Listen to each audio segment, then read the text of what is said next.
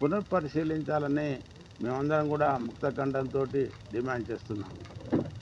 ముఖ్యంగా ఏదైతే మేము ప్రతి మండలం పోయి ప్రతి బూత్లో పోయి సభ్యత్వం అప్పుడు రెండోసారి క్రియాశీల సభ్యత్వం ఉంటేనే ఈసారి మండల అధ్యక్షులుగా మీకు అవకాశం ఉంటుంది, మండల కమిటీల జిల్లా కమిటీల అవకాశం ఉంటుందని చెప్పడం జరిగింది.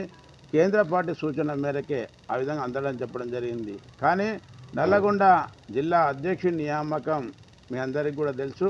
అతను ఎప్పటి నుంచి వచ్చాడో, అతను వచ్చినా కూడా ఎప్పుడు కూడా సాధారణ సభ్యత్వం లేదు. ఈసారి ఆయనకు సాధారణ సభ్యత్వం, ఇంకా క్రియాశీల సభ్యత్వం ఎవరికి కూడా ఈసారి రాలేదు. అందరి అర్హత సాధించి అప్లై చేసుకోవడం జరిగింది.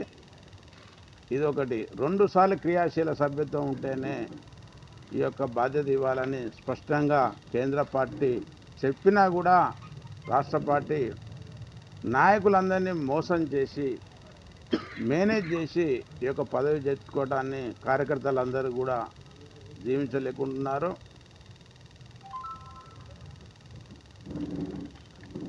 అదేవిధంగా ఈ యొక్క గత 11 నెలలుగా అతని యొక్క వాలకం మేమందరం కూడా గమనిస్తూనే ఉన్నాం. పేమెంట్ వర్కర్లను పెట్టుకొని నిజమైన కార్యకర్తలను అవమానపరిచే విధంగా అతని యొక్క కార్యక్రమాలు ఉన్నాయి. గారడి మాటలు, నిత్యం అబద్ధాలు మీ అందరికీ కూడా తెలుసు. ప్రెస్ వాళ్ళకు కూడా ఏ విధంగా చెప్తాడు, నాయకులకు ఏ విధంగా చెప్తాడు, కార్యకర్తలకు ఏ విధంగా చెప్తాడు. అన్ని హంబక్ మాటలు, చేతలు ఏముండవు. కాబట్టి అలాంటి యొక్క వ్యక్తి కింద నాయకత్వం అప్పచెప్తే పార్టీ చాలా ఇబ్బంది పరిస్థితులు ఉంటుంది. కాబట్టి మేమందరం కూడా బయటికి వచ్చి ఈ విధంగా ప్రశ్నించడం జరుగుతుంది. అదేవిధంగా ఇతను వ్యక్తులను మోసం చేసే వ్యక్తులను చూసినా కానీ పార్టీని మోసం చేసి పదవి తీసుకోవటం వర్షిత్ రెడ్డికి దక్కింది. కాబట్టి ఇప్పటికైనా మేమందరం కూడా మొదటి నుంచి కూడా ఇతని యొక్క కార్యక్రమాలు, పార్లమెంటు ఎన్నికల్లో నిధులు ఏ విధంగా దుర్వినియోగం చేసింది, ఇతను అధ్యక్షుడైనాక కరెంటు బిల్లు ఏ విధంగా పెండింగ్ ఉంది బీజేపీ ఆఫీసులో, ఏ రోజు కూడా ఒక పేపర్ కూడా మన బీజేపీ ఆఫీసులో చదువుదామంటే కార్యకర్తలకు అందుబాటులో లేదు.